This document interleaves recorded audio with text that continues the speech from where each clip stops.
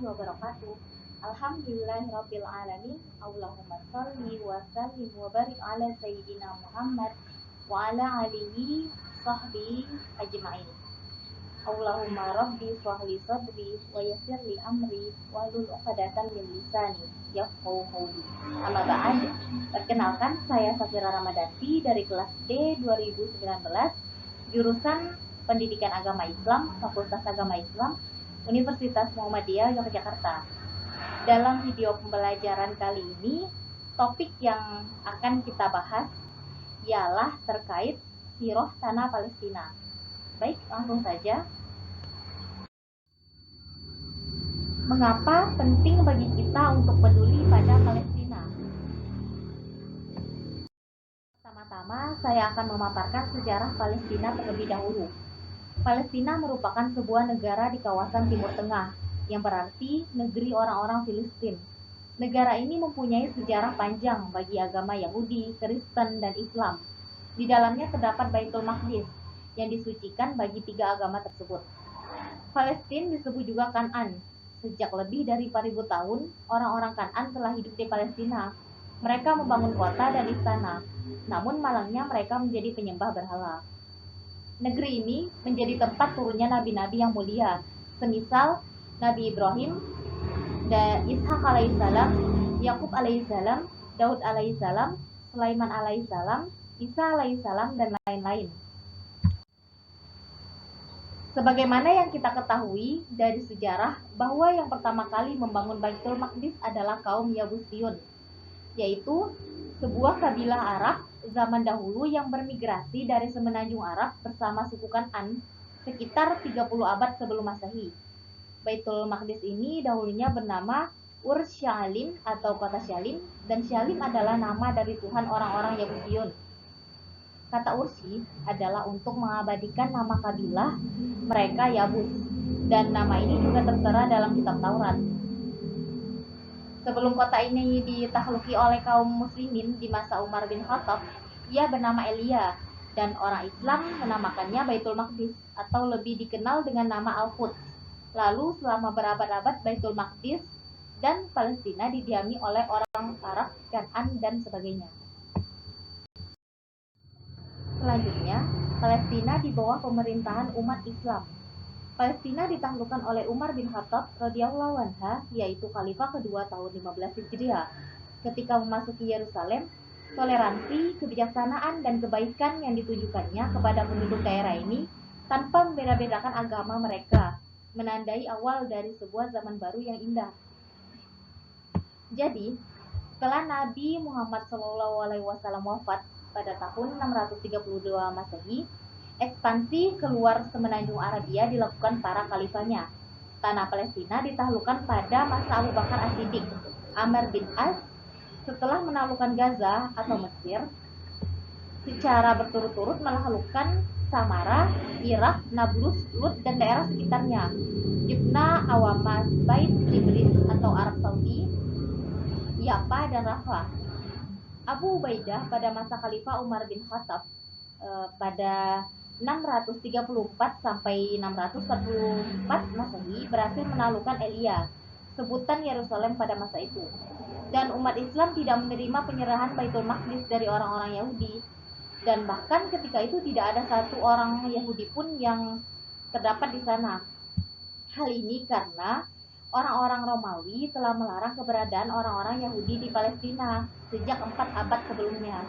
Ketika umat Islam memasuki Baitul Maqdis pada zaman Khalifah Umar bin Khattab radhiyallahu anhu, kota ini sudah kosong dari orang-orang Yahudi setelah mereka diusir oleh orang-orang Romawi. Kemudian penduduk Baitul Maqdis memeluk agama Islam, dan orang-orang Arab Muslim menetap di sana lebih dari 1.300 tahun. Namun, di akhir abad ke-11, kekuatan penakluk lain dari Eropa memasuki daerah ini dan merampas tanah beradab Yerusalem dengan tindakan tak berperi kemanusiaan dan kekejaman yang belum pernah terlihat sebelumnya. Para penyerang ini adalah tentara Perang Salib.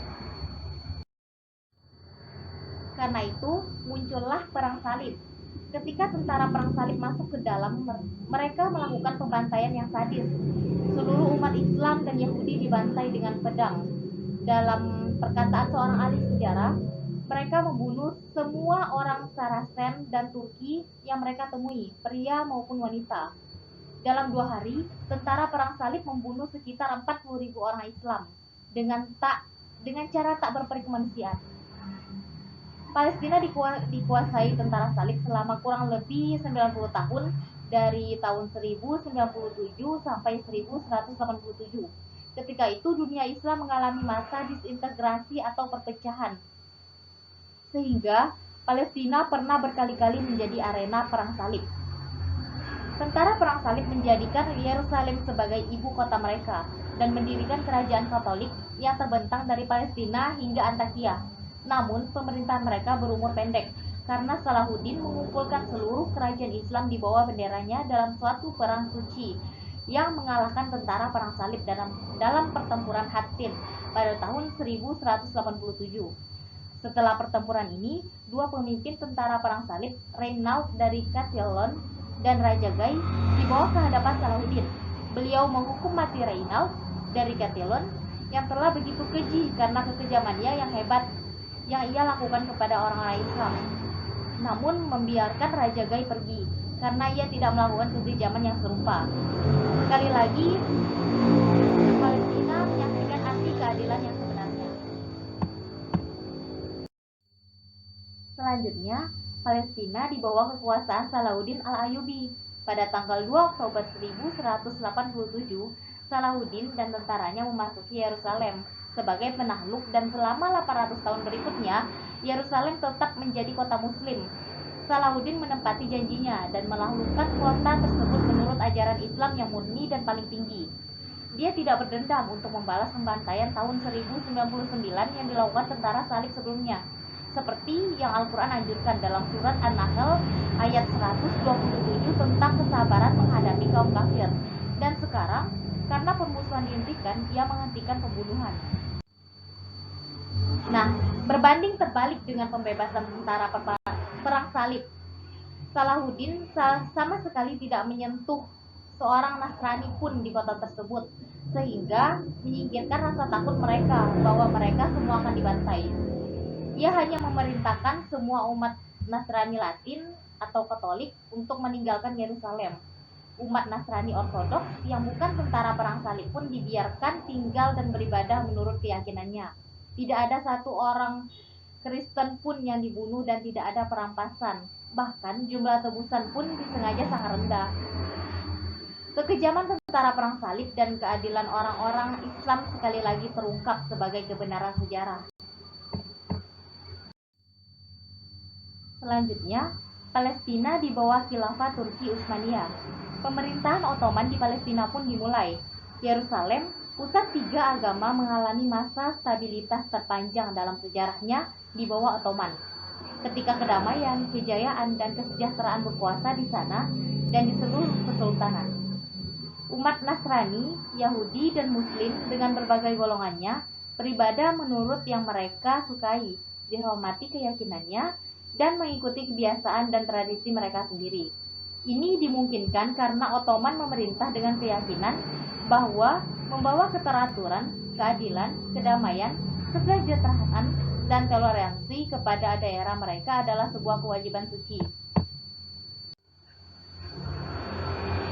Sultan Salim, penguasa Turki Utsmaniyah, menguasai dengan damai Yerusalem pada tanggal 28 Desember 1516 dari dinasti Mamluk Mesir, dan mereka menguasai kota suci ini sehingga tanggal 9 Desember 1917, kurang lebih 400 tahun. Palestina adalah negara damai selama berabad-abad. Umat Islam, Kristen, dan Yahudi hidup secara damai bersama-sama di tanah suci ini di bawah pemerintahan Turki Utsmaniyah yang adil. Khilafah Utsmaniyah membangun tembok dan benteng di Yerusalem, dan mereka menghiasi Masjidil Aqsa dan Kubah al-Zahra, kubah batu dengan batu keramik yang bagus dan masih terdapat pada masa sekarang ini. Selanjutnya, munculnya Zionis. Sedikit mengulas mengenai sejarah bangsa Israel, bahwa Israel itu seperti yang kita tahu, mereka adalah keturunan dari Bani Israel dari Nabi Ibrahim alaihissalam, yaitu Abul Anbiya atau bapak para nabi, dari jalur Nabi Isa alaihissalam ke Nabi Yakub alaihissalam, dan salah satu dari anaknya yang bernama Yehuda yang menjadi asal dari nama Yahudi. Namun orang-orang Israel berlaku sombong, iri dan dengki dengan diutusnya Nabi Muhammad alaihissalam sebagai nabi akhir zaman keturunan Nabi Ismail. Artinya, kepemimpinan agama yang selama ini diamanahkan kepada Bani Israel telah dicabut oleh Allah untuk selama-lamanya. Sehingga sampai sekarang pun orang-orang Yahudi terkenal sebagai kaum yang sering membuat kekacauan dimanapun mereka berada.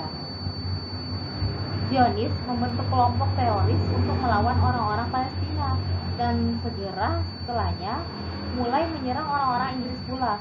Begitu Inggris berlepas tangan dan menyerahkan kekuasaannya di atas daerah ini pada 1947, pertentangan ini yang berubah menjadi perang dan pendudukan Israel serta pembantaian yang terus berlanjut hingga hari ini mulai bertambah.